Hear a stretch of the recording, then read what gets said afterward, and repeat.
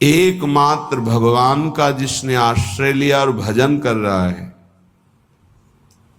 उसके सिवा आप कुछ और उपाय करके लाख प्रकार से देख लो, कोई राजी नहीं हो सकता। लाख उपाय कर लो, ये अनुभव की बात कह रहे हैं, नहीं, आप फंसते चले जाओगे दूसरे के राजी करने में, और वो कभी राजी नहीं होगा। अगर राजी होने की बात है तो एकमात्र जो प्रभु का भजन करते हैं, ईमानदारी से जो धर्म में चलते हैं, वही राजी हो सकते हैं। प्रभु से विमुख को त्रिभुवन की राज्य लक्ष्मी मिल जाए तो भी वो राजी नहीं हो सकते। चाहे जितना आप उनके प्रति प्राण समर्पित कर दो, कभी राजी नहीं हो सकते। अगर ये बात याद रखोगे तो कभी दुखी नहीं होगे, क्योंकि आप गलती कर रहे हो। हमने उनके प्रति इतना किया, वो हमारे प्रति ऐसा नहीं कर रहे।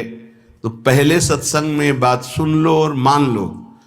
अगर किसी के राजी करने के लिए आपने अपना अमूल्य समय दिया भगवत भजन छोड़कर, तो कभी राजी नहीं होगा। चाहे प्राण दे दो उसके प्रति तो भी राजी नहीं होगा। ये माया है। यदि अपनी निष्ठा में रहे, धर्म में रहे, भजन में रहे, तो सब राजी हो जाएंगे और तुम निर्भय हो जाओगे। और अगर दूसरे को राजी करने की कोशिश की, प्रभु का भजन छूट गया, तो तुम भयभीत हो जाओगे और वो राजी नहीं होगा। बिल्कुल परम सत्य बात, ये लिख लो, हृदय में लिख लो।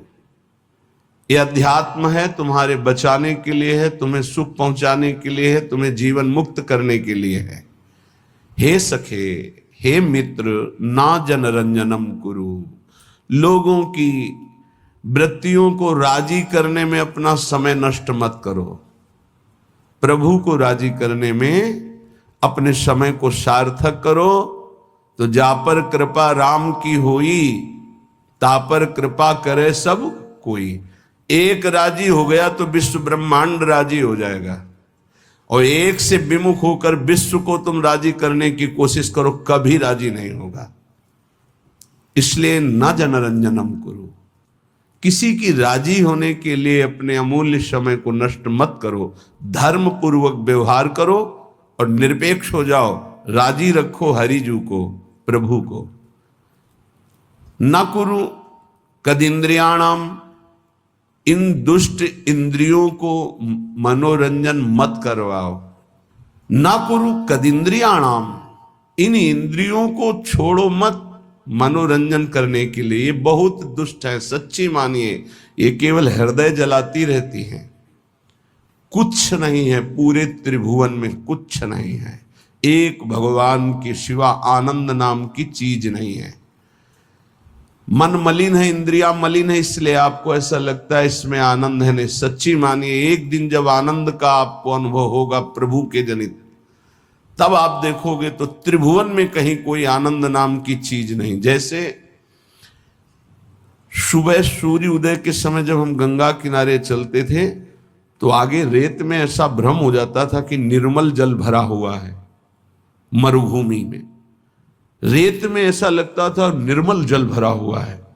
पर जब ये लगता कि अब रास्ता बदलें, पर लगता चलो आगे तक चलते हैं, और जब जाती तो रेत मिलती, तो लगता यहां तो जल दिखाई दे रहा था। सूर्य की किरणों से मरुभूमि में जल का भ्रम हो जाता है, तो मृग दौड़ता हुआ मर जाता है, लेकिन उसकी प्यास नहीं बुझती। ऐसे ही मेरी इंद्रियां, मेरा मन इन दिखाई देने वाले सुखों में महान दुख है, ये जान नहीं पाती, और इनके भोगने में पूरा जीवन नष्ट कर देती। मनोरंजन, केवल मनोरंजन। मन 5 ज्ञानेंद्रियों के साथ भोगों में रंजन कर रहा है। कह रहे हे सके, ना कुरु कदिंद्रियाणाम, इन इंद्रियों को मत छूट दो, नहीं तुम्हारे जीवन को नष्ट कर देंगी। सदा विधेय बहुगंजनम, जैसे बने वैसे इनकी विषयों से प्रीति को तोड़ दो। हठ पूर्वक तोड़ दो, विवेक के द्वारा तोड़ दो, भगवत समर्पित करके छोड़ दो। जैसे बने वैसे इंद्रियों से भोग भोगने की लालसा, ये मिटा दो, तो तुम मनुष्य जीवन का लाभ भगवत प्राप्ति कर पाओगे।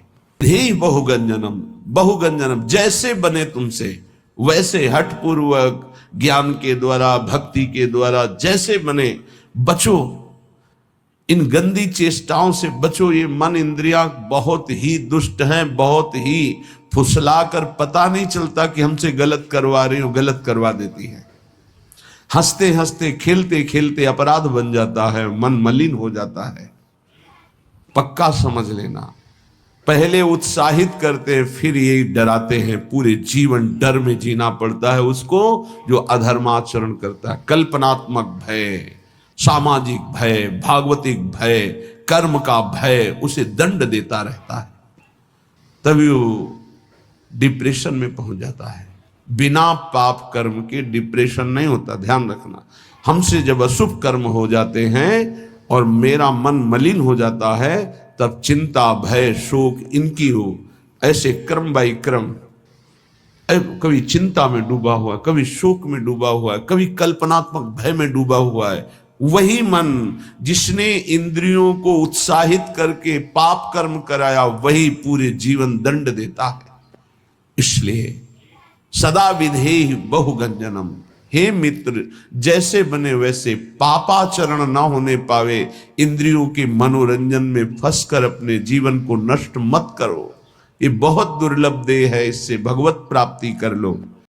ऐसे ही भक्ति वीडियो देखने के लिए आप मेरे चैनल को लाइक, सब्सक्राइब एंड शेयर करें। धन्यवाद।